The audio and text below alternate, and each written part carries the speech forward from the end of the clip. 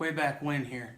I'm just going through a bunch of brass from the summer shooting activities and a bunch of boxes and bags, and a lot of it I shot, a lot of it I picked up off the ground, and some of it was given to me.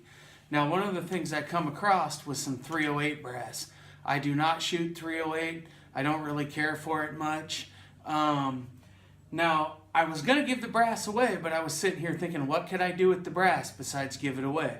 Put it to good use. I thought, well, I'll try to convert it over to 243 brass. So that's what I'm doing now, and I'm going to go ahead and walk you through the process. Okay, I'm going to lube these up with my Imperial sizing wax made by Redding. I'm glad I found out about sizing wax. I used to just use the sprays and the Hornady One Shot and the RCBS spray, but this is much slicker and it works better for case conversion. It's harder to use, takes a little bit longer. With the others, you can just spray it in a bucket and swish it around, you're good to go.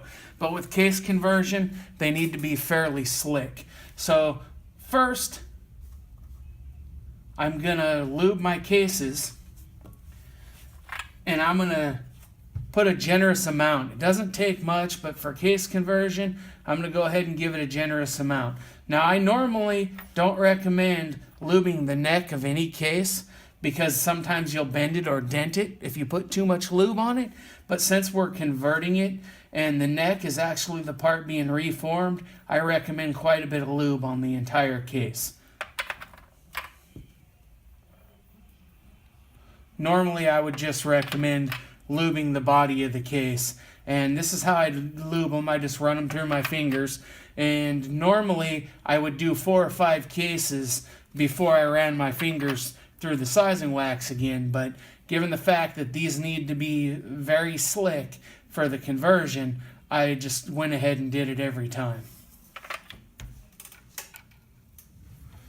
Okay, I don't recommend just forcing it in. I recommend working it in slow, pull it out, watch it as you do it. Go up till you feel some resistance, back up, till you feel some resistance, back up. You can see that the neck is starting to reform. You don't want to force it. 1, you don't want to get it stuck in here. Be a bear to get it out. And 2, if you go too hard and too fast, instead of reforming this neck, you're just going to crush it down into the case, and that's what you don't want to do. So you just take your time and reform it.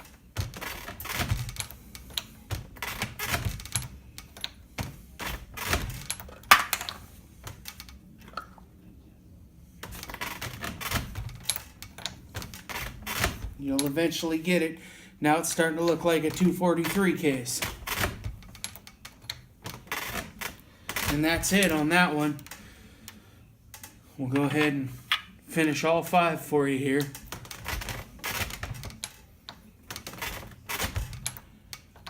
Again, I'm working it slow, trying not to crush the neck down. I only know this because I crushed a couple of the other ones that I made.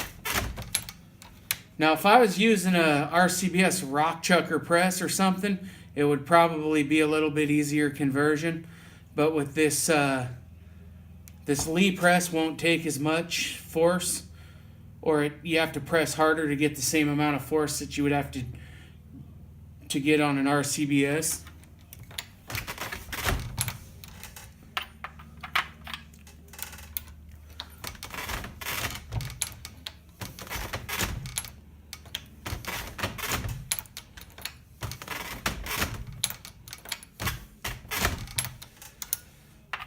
I'm going to go back through and deprime them.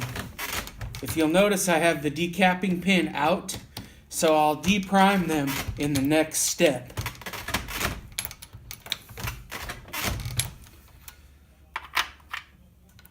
And the reason being is because I find that the reforming of the neck is an easier process when the decapping pin's out. It may also be an easier process if I were to anneal these cases first. But these were old military brass, so they're pretty hefty, thick brass. Okay, let's go on to the depriming. Okay, because this is old military brass, There's a chance the primer pockets are crimped, and they are. I don't know if you can see it, but I'm going to go slow so I don't bend my decapping pin.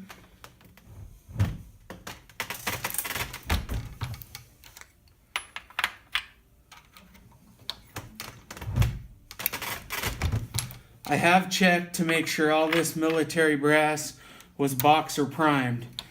About 50-50 of what I found here was Berdan primed versus boxer primed.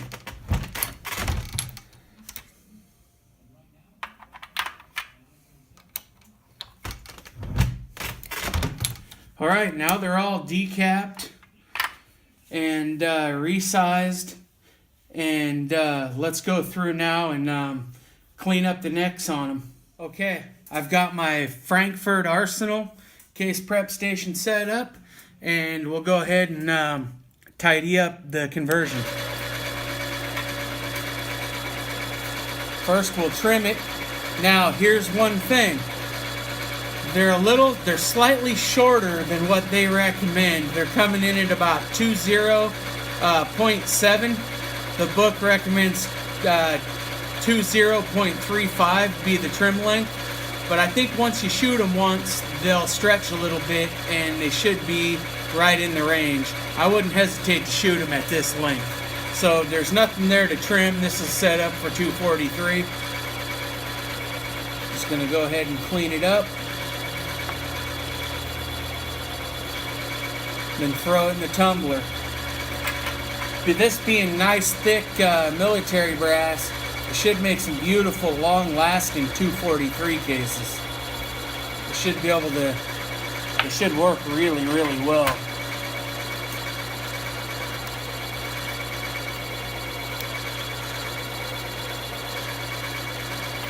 You know, I don't shoot 308, and this isn't, I could just go buy a 243 off the shelf, and it's not expensive. Or I could go buy some, 243 cases, but this is about being self-sufficient. I've got a bunch of 243 cases sitting here, but why throw this away or recycle it when I can convert it and make something I already have work? Alright, well that was a pretty easy conversion. Now, that was the first time I've ever converted a 308 over to 243. Like I said, this was military brass. It should be great brass, last a long time. Before this, these were the first 3 that I've ever converted of this particular cartridge. This is an actual 243 cartridge that I was using for a reference. As far as this 308 brass goes, I could have just thrown this away, thrown it in the scrap bucket, given it away, but I figure, be self-sufficient. Why throw away or give away something I can convert into something that I can use? I don't shoot the 308 much, and I don't really care for it, but my son does shoot the 243 youth rifle. So that's why I converted this. Now I've got some good solid cases that should last quite a long time. As far as these necks go, they look factory. You can't even tell that we converted them over. So these are pretty good conversion, and like I said, they should last a long time. Thanks for watching.